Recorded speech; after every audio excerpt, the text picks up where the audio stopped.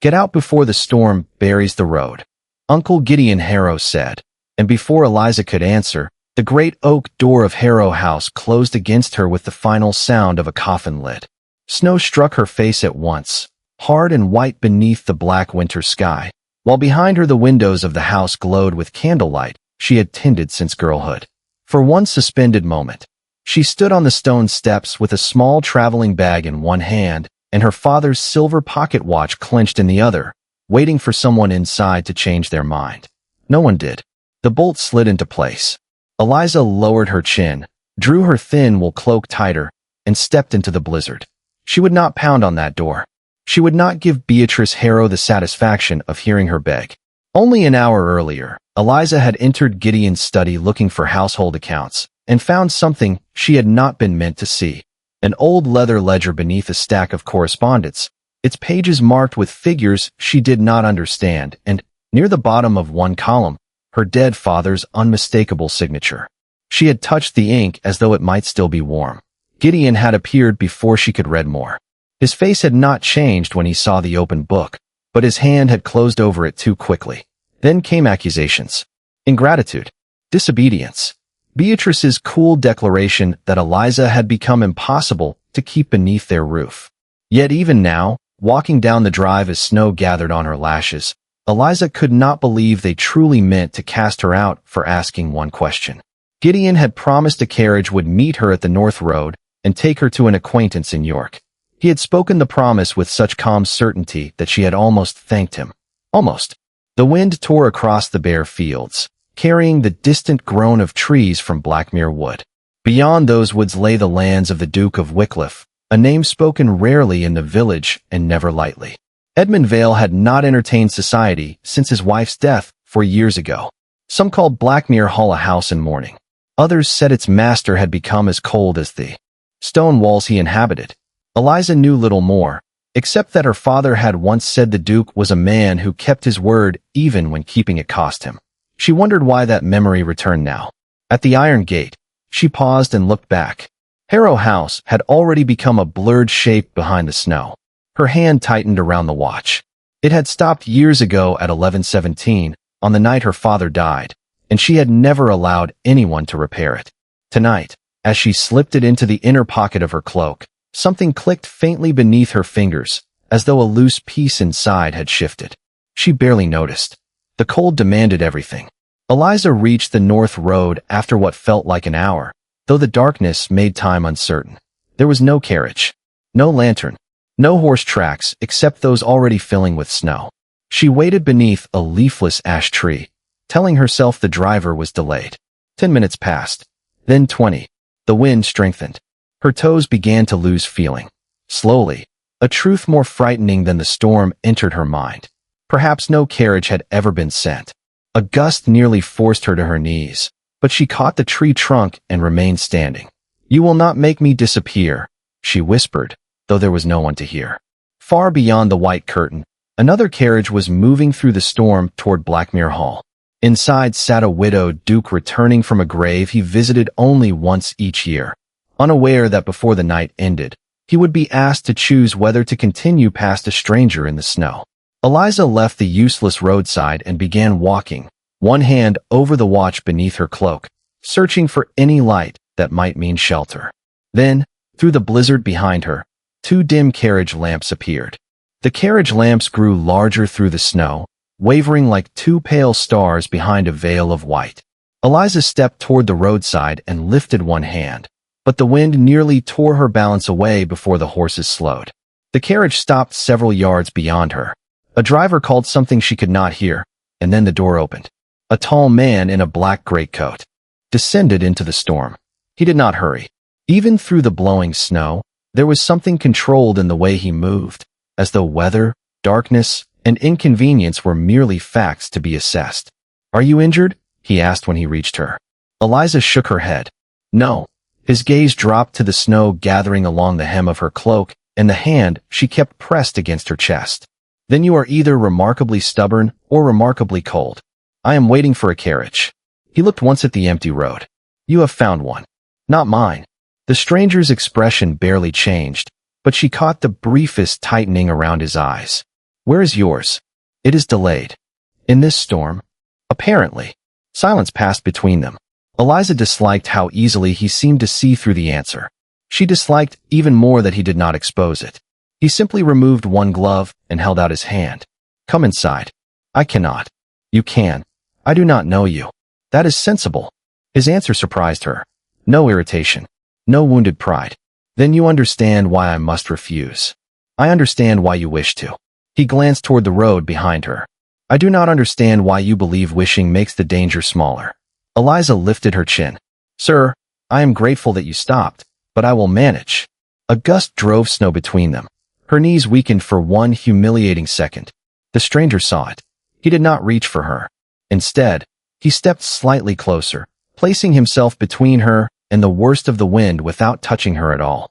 The gesture unsettled her more than command would have. Where are you going? He asked. York. Not tonight. There is an inn somewhere ahead. There is not. Then a farmhouse. The nearest occupied house in this direction is Blackmere Hall.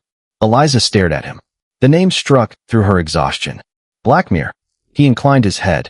Edmund Vale. The Duke of Wycliffe. For a moment, even the storm seemed quieter. Eliza looked at the man again and found none of the theatrical severity she had imagined from Village Whispers. He was simply cold, tired, and watching her with a restraint that felt more dangerous than arrogance. Your Grace. She stepped back instinctively. His gaze sharpened. That title has changed nothing about the weather. It changes what is proper. Freezing beside a road will not improve your reputation. She almost laughed, though no amusement reached her. You speak as though reputation survives everything. Something in her voice made him still. His eyes moved to the faint outline of Harrow House, barely visible in the distance. Did someone send you out here? Eliza's fingers tightened over the pocket watch beneath her cloak. I said I am waiting for a carriage. And I heard you. He did not press further. That, too, was unexpected. Powerful men, in Eliza's experience, mistook access for entitlement. Edmund Vale seemed to understand the difference between seeing fear and demanding its explanation. He turned toward his carriage. You may sit inside until your carriage arrives. And if it never does? He stopped. The question had escaped her before she could swallow it. For the first time, his expression altered completely. Grief passed through it, quick and unmistakable, like a shadow crossing candlelight. Then I will not leave you here. Eliza said nothing. He opened the carriage door and stepped aside, leaving the choice entirely hers. She looked at the warm interior, then back at the white road where no other light had appeared. Her pride told her to remain standing. Her body no longer agreed. She placed one boot on the carriage step. At that moment, the silver watch beneath her cloak gave a faint metallic click, and Edmund's eyes dropped toward the sound. What are you carrying? He asked. Eliza covered the pocket with her hand. The last thing my father left me. Edmund looked at her for a long moment, and whatever judgment she had expected did not come. He simply removed his coat and laid it across the seat opposite his own. Then keep it close, he said quietly. Some things should not be surrendered merely because others decide they belong to them. Eliza settled onto the carriage seat without removing her hand from the pocket that held her father's watch.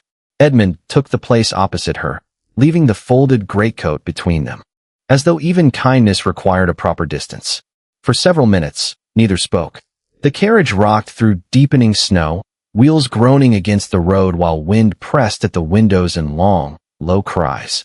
Eliza could feel warmth returning painfully to her fingers, but she refused to reach for the coat. Edmund noticed. You are cold. I am aware. Then use it. It is yours. At present, that is less important than the fact that you are shivering. She looked at him. You make generosity sound like an order. It is the only tone that seems to reach you. The answer should have offended her.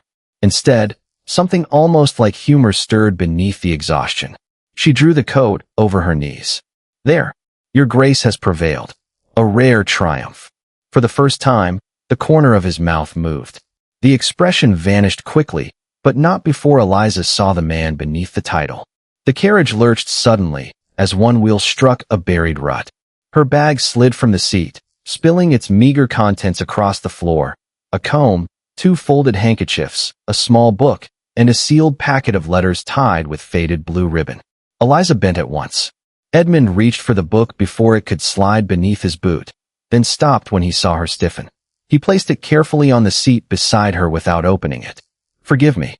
The words were simple, but they unsettled her.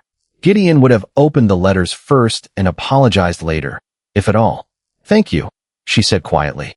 Edmund's gaze rested on the packet only a moment before shifting away. "You traveled lightly. I was not given time to pack." The admission hung between them. Eliza regretted it immediately. Edmund's expression sharpened, but he did not ask the question she expected. "Were you given money?" She hesitated. "Enough.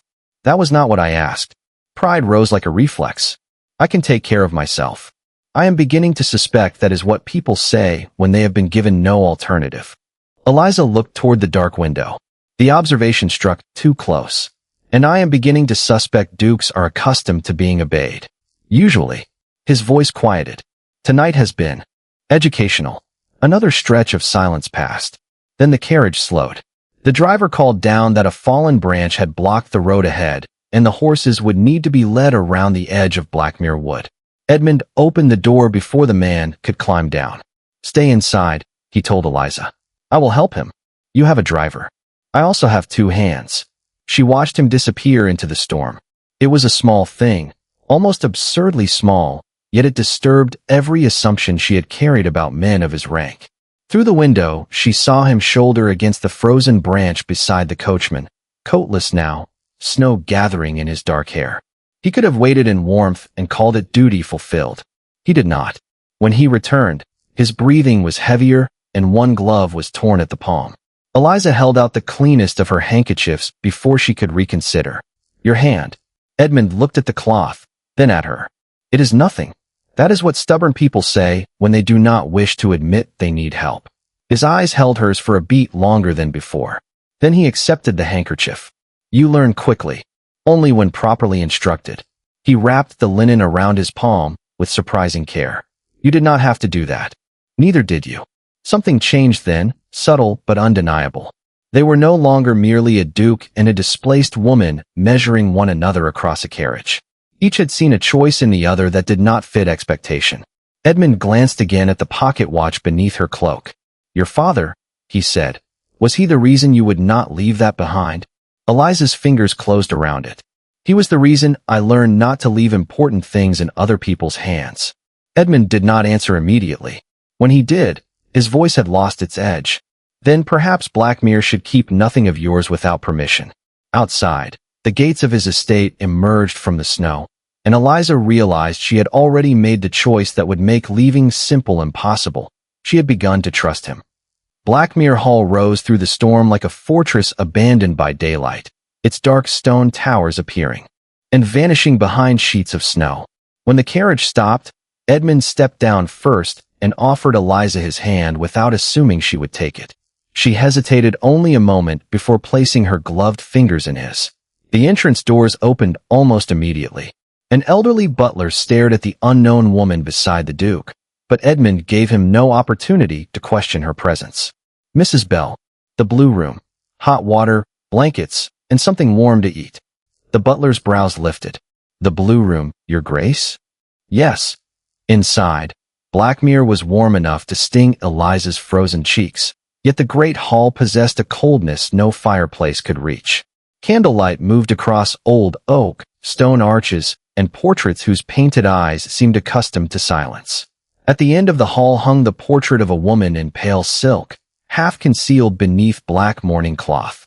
Eliza looked away at once. A silver-haired woman hurried toward them. Good heavens!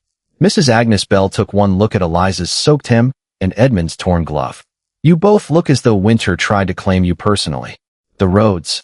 Edmund asked. "The eastern road is closed already. If the north bridge freezes over, no one leaves Blackmere before the weather turns." Eliza straightened. "I will leave as soon as it is safe." Edmund met her gaze. As soon as it is safe. No invitation. No demand. Only agreement with a boundary she had chosen herself. Mrs. Bell led Eliza upstairs, but Edmund stopped them at the first landing. "Not the west rooms." Mrs. Bell glanced back. "Your Grace. The blue room is warmer." A subtle silence passed between them. Eliza noticed it. So did Edmund. "Is something wrong?" he asked. Mrs. Bell's expression softened almost imperceptibly. "No, Your Grace."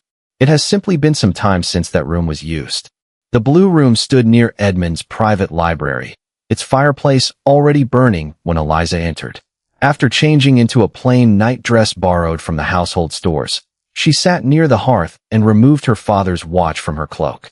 The silver case was colder than her fingers. She turned it over, remembering the faint click she had heard on the road. The back looked ordinary at first, but in the firelight she noticed that the case seemed unusually thick around one edge. She pressed her thumb against it. Nothing opened. The hands remained fixed at 11:17. Then the warming metal gave a soft, precise click. Eliza froze. The minute hand trembled once, barely enough to move, then settled again. She lifted the watch closer. The sound had not come from the mechanism beneath the face. It had come from somewhere deeper in the case. A knock interrupted her. Edmund stood outside, carrying her traveling bag. Mrs. Bell said this remained downstairs. Thank you. As she reached for it, his eyes fell to the watch. Your father's? She nodded. It stopped when he died. Edmund looked only as long as courtesy allowed. 11:17. Eliza glanced at the face. Yes. His gaze shifted to the side of the case. That is an unusually deep casing for a watch of that size. Her attention sharpened. You noticed that? My father collected old mechanisms. He paused. Though I am not suggesting you open it. The distinction mattered. Eliza closed her fingers around the watch. I would rather understand it first. Then understand it before anyone touches it. Another gust struck the windows. Before she could answer, hurried footsteps sounded below. Mrs. Bell appeared at the end of the corridor holding a sealed message, her face grave. Your Grace, a rider has arrived from Harrow House. Edmund's expression changed at once. At this hour? Mrs. Bell looked toward Eliza. They are asking whether Miss Harrow is here. The watch remained warm in Eliza's palm, its hidden click suddenly no longer the most troubling thing that had followed her into Blackmere. Edmund took the sealed message from Mrs. Bell, but did not open it immediately. His eyes went first to Eliza, standing in the doorway with her father's watch still warm in one hand. Who brought this? He asked. A groom from Harrow House, Your Grace. He says he is to wait for an answer. Edmund broke the seal. The message was brief, yet Eliza saw the change in his expression before he finished reading. What does it say? He folded the paper once. Your uncle claims you left Harrow House without permission after becoming distressed. He requests that I return you to your family at once. Eliza stared at him. Without permission. The words came almost without breath. Edmund's jaw tightened.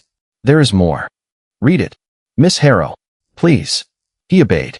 He writes that your judgment has been unreliable since your father's death, and that your family is concerned for your safety. The corridor seemed to narrow around her.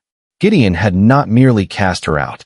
He was replacing what had happened with a version in which she had abandoned them.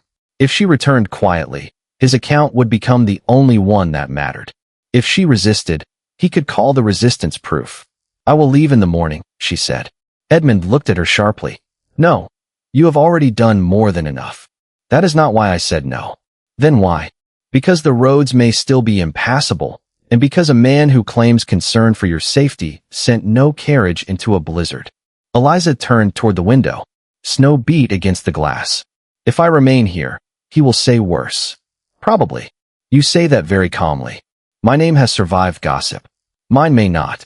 The distinction settled between them. Edmund could protect her from cold, from roads, even from men arriving at his door. He could not make society judge a displaced, unmarried woman by the same rules it used for a duke. Then tell me what you want, he said. Eliza hesitated. No one had asked her that since her father died. I want to leave when the roads are safe. I want no favor that turns into a debt. And I will not be handed back like property, because Gideon wrote his wishes on expensive paper. Something in Edmund's expression changed. Respect, perhaps, edged with anger that was not directed at her. Agreed. Then you will tell him I leave tomorrow? No, her eyes narrowed. Your Grace. I will tell him you are safe, that you are here by your own choice, and that no one will remove you from Blackmere without your consent. Eliza went still. That will make him furious. Then perhaps anger will make him careless. Edmund crossed to the writing desk at the end of the corridor and pulled a sheet of paper toward him. You said you saw a ledger before you were expelled. Yes. Your father's signature? She nodded. Near a column of figures. Transfers, perhaps. I could not read more before Gideon closed the book. Edmund dipped the pen into ink, and after finding you with it, he decided you could no longer remain beneath his roof. You think that matters? I think coincidences become less convincing when someone lies immediately afterward. Eliza looked down at the watch. Beneath her thumb, the thick silver case gave the faintest internal click. She remembered the sound beside the fire, the minute hand trembling once at 11:17, and Edmund's observation that the casing was deeper than it should have been. The ledger, Gideon's hand covering the page. Something connected them, though she could not yet see how. There is something else, she said. Edmund paused. This watch has not moved since the night my father died. Tonight, near the fire, the hand shifted for the first time. His eyes moved to the silver case. May I? She almost refused. Then she remembered the letters he had returned without opening and the book he had placed beside her without looking inside. Eliza held out the watch. Edmund examined only the exterior, tracing the unusual thickness with his gaze rather than his fingers, then placed it back in her palm. My father knew old mechanisms. This casing is unusual, but I would not force it. You think something is wrong with it? I think you should decide whether you wish to find out. Eliza closed her fingers around the watch. Not tonight. Then not tonight. He turned back to the letter and wrote in a firm, deliberate hand. When he finished, he pressed the Wycliffe seal into dark wax.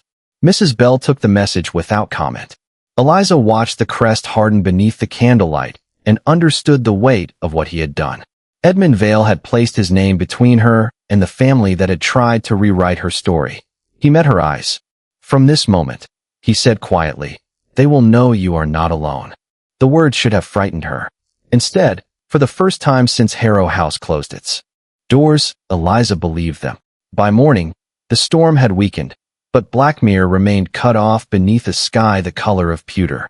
Eliza sat alone in the library with her father's watch on the table before her, turning it slowly between her fingers. The case had clicked twice now, each time after warmth had reached the silver. She remembered Edmund's observation that the casing was unusually deep. This time, she did not dismiss it. When he entered, she looked up. Your father collected old mechanisms. He did. Would he have known why a watch case was thicker than it needed to be? Edmund came closer, but stopped on the opposite side of the table. Possibly. He waited. Eliza noticed that, too. He would not touch it unless she asked. Show me what you see. Only then did he pick up the watch.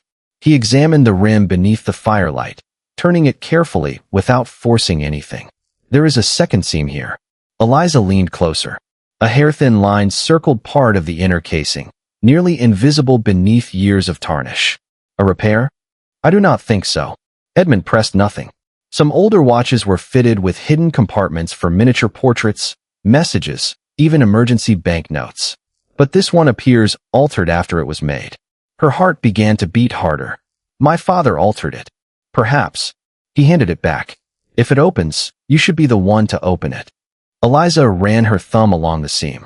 Near the winding stem, she found a tiny indentation she had mistaken for damage.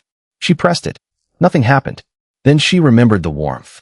She held the watch near the fire until the silver lost its chill and tried again. A soft click answered. The inner plate released. Beneath it lay a strip of folded paper, thin enough to have remained hidden for years. Eliza unfolded it with trembling care. For lines, written in her father's unmistakable hand, Northern Counties Bank. Harrow Trust, November 17th. GH transfers. For several seconds, neither spoke. Edmund looked toward the stopped hands. 11:17. Eliza stared at the watch face. Grief rearranged itself inside her.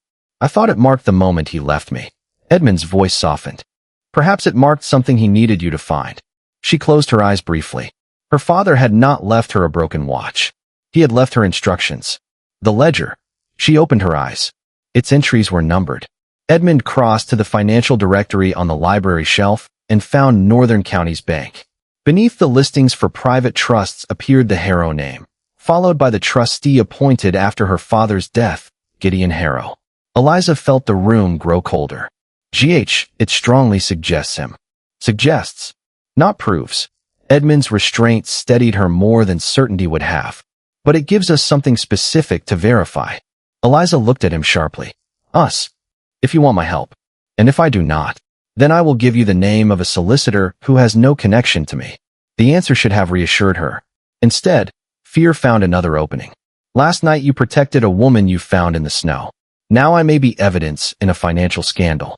Edmund's expression stilled. Do you believe that is why I kept you here? I do not know what to believe. Fair.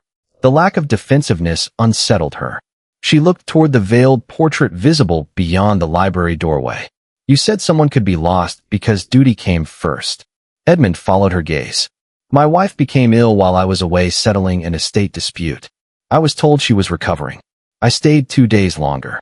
His voice remained controlled, but barely. By the time I returned, there was nothing left to choose. Eliza understood then why he had stood in the blizzard rather than drive on. You thought leaving me there would make you repeat it. Yes. He met her eyes. But staying involved afterward was another choice entirely. Before she could ask what that choice meant, hurried footsteps crossed the hall. The butler appeared at the library door, pale beneath his formal composure. Your Grace, Mr. Gideon Harrow has arrived with a solicitor. He says he has come to take Miss Harrow home. Eliza folded her father's message and returned it to the hidden compartment. This time, when she closed the watch, she no longer held a relic of the past. She held the first piece of truth Gideon had failed to bury. Gideon Harrow entered Blackmere's drawing room with the confidence of a man who still believed authority could be restored simply by speaking as though it had never been challenged. Snow melted along the shoulders of his coat while the solicitor beside him removed his gloves and placed a narrow leather case on the table. Eliza stood near the fireplace with her father's watch in her pocket. Edmund remained several steps behind her. Not beside her. Not in front of her. Gideon noticed. Eliza, this has gone far enough. You are coming home. No, the single word changed the room. Gideon's expression hardened. Your recent behavior proves precisely why I remain responsible for your affairs. You are trustee of my property, Eliza said. Not trustee of me. The solicitor glanced toward Gideon, but said nothing. You left Harrow House in a distressed condition, Gideon continued. I have come to correct an unfortunate misunderstanding. You put me outside during a blizzard and promised a carriage that never came. The driver failed to arrive. Then why did your letter claim I left without permission? A brief silence followed. Gideon recovered quickly. Because you did. Eliza took the silver watch from her pocket and opened the hidden compartment. My father expected someone to lie after he was gone. Gideon's eyes dropped to the folded strip of paper. It was only an instant, but Eliza saw recognition before contempt replaced it. She unfolded the message. Northern Counties Bank. Harrow Trust. 1117. GH Transfers. The solicitor straightened. Gideon gave a short laugh. Your father was ill near the end. He became suspicious of everyone. Then you do not know what this means? Eliza asked. Of course I know what it means. Gideon's answer came too quickly. The room went still. Eliza felt Edmund's attention sharpen behind her. The solicitor turned. What does it mean, Mr. Harrow? Gideon's jaw tightened. It refers to perfectly legitimate transfers made to preserve Harrow House. Eliza stared at him. He had just supplied the truth she had not yet been able to prove. Transfers from my trust? Funds your father intended to be used for the estate. You told me there was nothing unusual in the ledger. Because there was nothing improper. The solicitor's expression had changed. Were those transfers documented under the trust? Gideon ignored him. Your father understood that the estate was failing. He gave me authority to use whatever funds were necessary. Eliza felt doubt rise for one dangerous moment. Her father had loved Harrow House. He might have tried to save it. Then she remembered the watch hidden against his body, the number disguised beneath frozen hands, and Gideon's hand closing over the ledger the instant she saw it. Then show me his written authorization. Gideon's mouth tightened. Not every family decision requires a contract. You required my signature for household allowances after he died. He said nothing. Eliza continued, more quietly now. And if the transfers were legitimate, why did my father hide their reference inside a watch only I carried? Gideon's composure slipped. Because he no longer trusted reason. No, Eliza said. He no longer trusted you. The words landed harder because she did not raise her voice. Gideon stepped toward her. Edmund moved once. Only enough to close the distance between them without placing himself in front of Eliza. Careful, he said. Gideon stopped. You are risking your name for a woman who does not understand the first thing about estate management. Edmund's gaze remained cold. Then she should be given the records and allowed to learn. Gideon turned back to Eliza. Come home now. Withdraw these accusations, and this can still be contained. There it was. Not denial. Containment. The old instinct stirred in her. Make peace. Become quiet. Accept someone else's version of events so the room would stop feeling dangerous. Eliza closed the watch in her hand. No, Gideon's face emptied. I want the Harrow Trust examined by an independent solicitor and trustee. Every transfer connected to GH is to be reviewed, and you will have no control over that review. The solicitor looked from Gideon to Eliza. Under the circumstances, Miss Harrow, I cannot advise against such an examination. Gideon turned on him. You represent me. I represent you within the law. The distinction was small, but final. Gideon looked toward Edmund. And when society begins asking why an unmarried woman is living beneath a widower's roof, Edmund's expression changed, not with anger, but decision. For 4 years, I mistook isolation for dignity because it asked nothing of me. His gaze shifted briefly to Eliza. I will not make that mistake again. Gideon pointed toward the door. Eliza, come home. She looked at the man who had once decided that family meant obedience. This time, you leave without me. Edmund opened the drawing room door. Gideon stopped beside him. This will ruin her reputation. Edmund's voice was quiet. A family that leaves a woman to freeze has surrendered the right to define her honor. The solicitor closed his leather case and stepped away from Gideon before following him into the hall. When the doors finally shut, Eliza remained standing, though her hands had begun to tremble. Edmund did not touch her. He simply stayed at her side while the silence settled around the first choice Gideon could no longer take from her. 3 days later, when the North Road finally reopened, the first letters arrived at Blackmere. One came from an independent solicitor in York confirming that he had agreed to petition for temporary oversight of the Harrow Trust. Another, sent by Northern Counties Bank, acknowledged Eliza's request for a formal review of all transfers connected to Gideon Harrow. There were no dramatic declarations, no instant verdicts. Only sealed pages, careful language, and the beginning of consequences that could no longer be quietly erased. Eliza read the letters beside the library fire while Edmund worked across from her. You expected to feel different, he said without looking up. She folded the bank's reply. I think I expected justice to sound louder. Most of it is paperwork. A faint smile touched her mouth. That is disappointingly unromantic.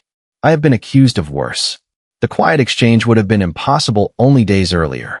So would the silence that followed, comfortable enough that neither hurried to fill it. Over the next several weeks, the review established what Gideon had tried to hide. Funds from Eliza's trust had been routed into Harrow Mercantile Partnership after her father's death, then concealed among estate expenses and losses from Gideon's private investments. He was removed from control of the trust while the disputed sums were pursued through the partnership and his personal holdings. No one came to drag him away. No crowd gathered to watch his disgrace. His punishment was smaller and, to him, perhaps worse. Other men now examined accounts he had once controlled without question. Beatrice's letter arrived soon afterward. There was no apology, only a plea concerning her children and what might happen to them if Gideon's finances collapsed. Eliza read the page twice before placing it on the table. Edmund found her there later that morning. You owe them nothing, he said. No. Eliza looked toward the snow brightening the windows. But they did not put me outside. He waited. I will not protect Gideon from what he has done, she continued. But the children will keep their rooms, their lessons, and enough income for ordinary expenses while the accounts are settled.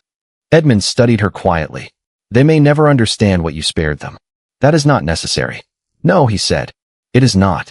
That afternoon, Eliza wrote to the solicitor and the bank under her own name, instructing that no decision involving Harrow property was to be approved without her written consent. The signature looked strange for only a moment. Then it looked like hers. Edmund did not read the letter over her shoulder or offer corrections.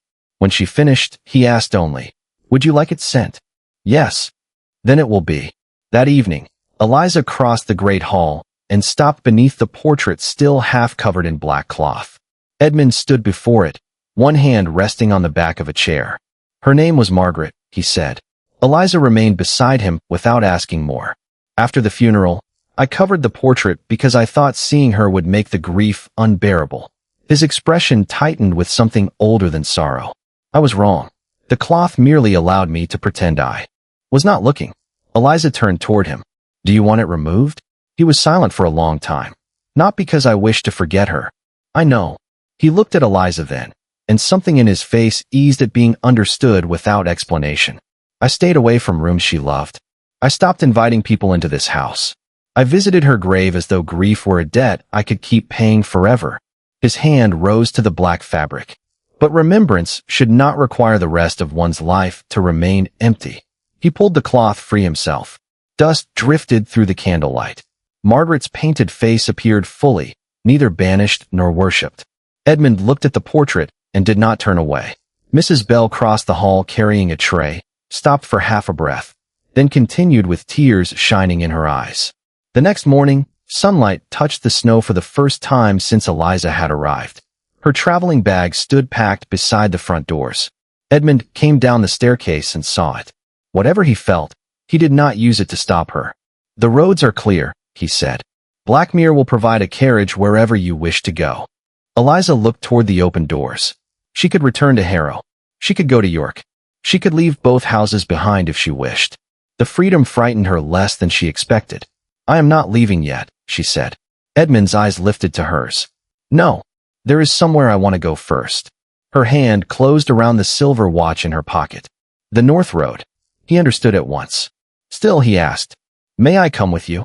Eliza looked at the man who had finally learned that staying beside someone and deciding for them were not the same thing. Yes, she said. You may. The North Road was almost beautiful beneath the clear winter sky. Snow still covered the fields and hedges, but the wind had fallen quiet, and the bare ash tree where Eliza had once waited for a carriage stood silver against the morning light. Edmund ordered the driver to stop several yards away. He stepped down first, then held the carriage door open without offering his hand. Eliza understood the choice immediately. This time, no one would decide, when she entered or when she left. She descended on her own and walked toward the place where the road curved beyond Harrow Land. Edmund followed, but after several steps he stopped. He did not come closer. Eliza turned. Why are you standing there? Because the last time you were on this road, someone else decided where you would go. His voice was quiet. I will not repeat that mistake in another form. The answer settled somewhere deep within her. She took out her father's watch. Northern Counties Bank had begun the formal transfer of oversight to an independent trustee, and Gideon had been removed from control of the Harrow Trust while the disputed transfers were pursued through his partnership and personal holdings. Harrow House itself would remain protected for Beatrice's children under separate supervision. Justice had arrived without spectacle. Gideon had not lost everything. He had lost the one thing he had treated as permanent, control. Eliza opened the watch. The hands remained at 11:17. For years, I thought this marked the moment my father left me, she said. Now I know he was still trying to protect my future. Edmund looked at the hidden compartment. Will you have it repaired? Eliza considered the question, then closed the case. No, his eyes lifted to hers. Why not? Because it is no longer broken to me. She slipped the watch into her pocket instead of holding it against her chest. The gesture felt smaller than freedom and larger than farewell. Ahead of them, their carriage waited. Behind them lay the road to Blackmere. Farther south, another road eventually led to Harrow House. Eliza looked between them. I will return to Harrow in the spring, she said. There are tenants who deserve honest accounts, repairs that have been postponed, and decisions I should have been allowed to make years ago. Edmund inclined his head. Then I will arrange a carriage when you are ready. You keep arranging ways for me to leave. Something flickered across his face. I am trying very hard not to turn wanting you to stay into another obligation placed upon you. Eliza looked at the man who had once stepped from a carriage into a blizzard. Because he could not drive past a stranger. She saw now what that choice had cost him. He had reopened Blackmere to scrutiny, uncovered grief he had hidden for 4 years, accepted gossip he once avoided, and stood beside her without using his title to speak over her. Then ask, she said. Edmund was silent. Ask what? What you have been refusing to ask. He looked toward the waiting carriage, almost as though considering retreat from his own vulnerability.